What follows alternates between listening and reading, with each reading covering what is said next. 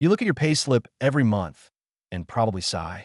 Income tax, Social Security, housing fund. They take a chunk of your income and turn it into roads, schools, and hospitals. You think this is reasonable, even if it stings a little. But what if I told you that in history, people were taxed for the number of windows in their house? Taxed for keeping a beard? Taxed for taking a piss in a public toilet? You heard that right. The creativity humans have displayed in the business of taking money from other people's pockets may surpass even what we have achieved in art and science. And here's the truly chilling part.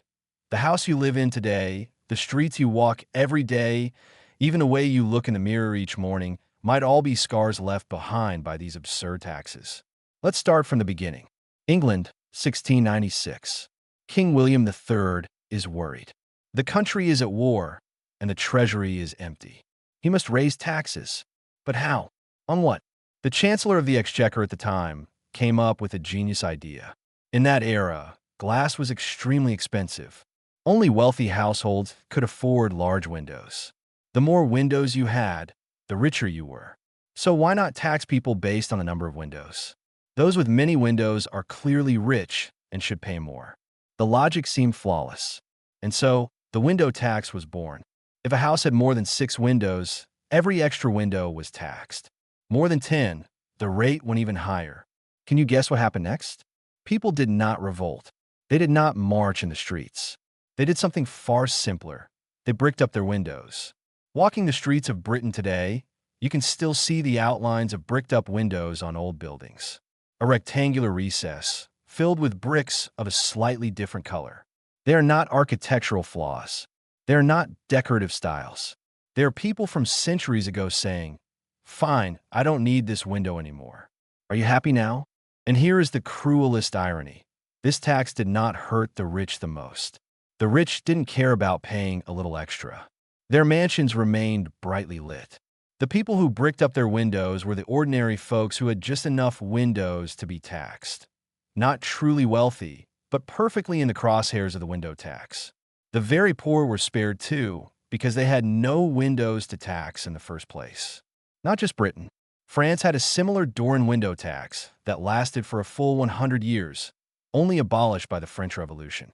For those 100 years, Parisian architects designed houses with fewer and fewer windows.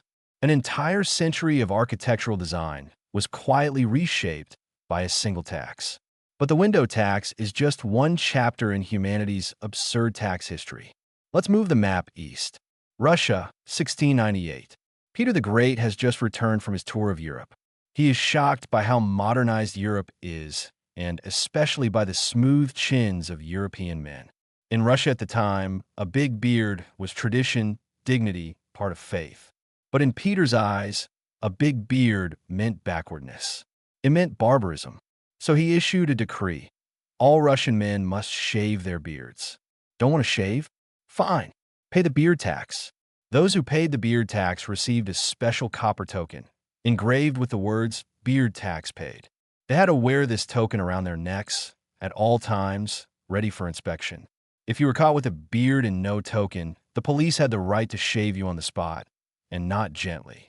Peter's logic was that this would push modernization forward and earn money at the same time, killing 2 birds with 1 stone.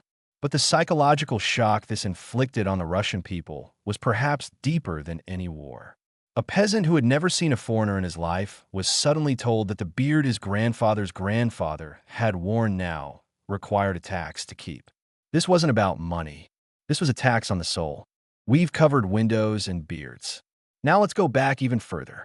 1st century AD, the Roman Empire. Emperor Vespasian has just ended a civil war. The treasury is drained. He looks around for anything that can be taxed, and his gaze falls upon the public toilets. In ancient Rome, public toilets were important urban facilities. People relieved themselves there, and the urine was collected and sold to laundries and tanneries. Because the ammonia in urine is a natural bleaching and tanning agent. It was a complete industrial chain, toilets upstream, laundries downstream. Vespasian looked at this chain and decided the government should take a cut. So he declared a tax on the collection of urine. His son Titus thought this was disgusting. He went to his father and complained, "You're taxing urine? Don't you feel any shame? Vespasian held up a gold coin under his son's nose and asked him one question.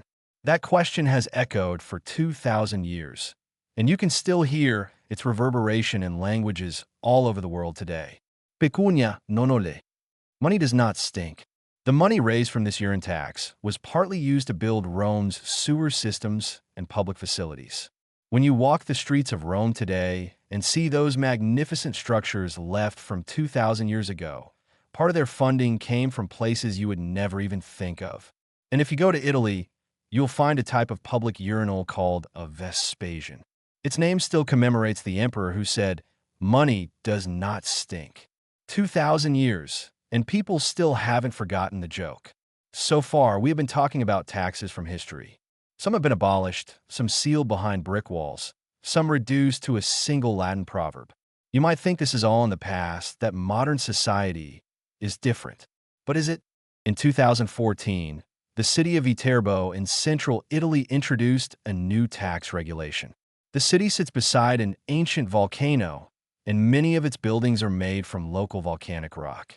The government argued that the shadows cast by buildings constitute a form of occupation of public land. When your house casts a shadow on a public street under the sun, you are using public space. And so, the shadow tax was born. Shop signs, awnings, and the shadows cast by building walls onto streets, all taxed according to the area they cover. The window tax was abolished in the 19th century, but the shadow tax was invented in the 21st. This might be the core law of human tax history. We can always find something new to tax. Look further east. In 2005, the U.S. state of Arkansas passed a law imposing a 6% special tax on tattoos and body piercings. Tennessee taxes illegal drugs. You heard that right. If drug dealers are caught, they not only go to prison, they must also pay backdated drug taxes on their illegal income. In some countries, if you post a video online that features a branded product without paying for advertising, you might have to pay a digital content tax. We laugh at 17th century Britons for bricking up their own windows, but at least they had the choice to brick them up. We laugh at Russians for wearing copper tokens for their beards, but at least they had the choice to shave. How much choice do you have today about not being taxed? Where you live, the food you eat, the car you drive, the electricity you use, the carbon in the air you breathe. Sorry, carbon emissions are taxed too. Your entire life, from birth to death, is woven into a precise web of taxation.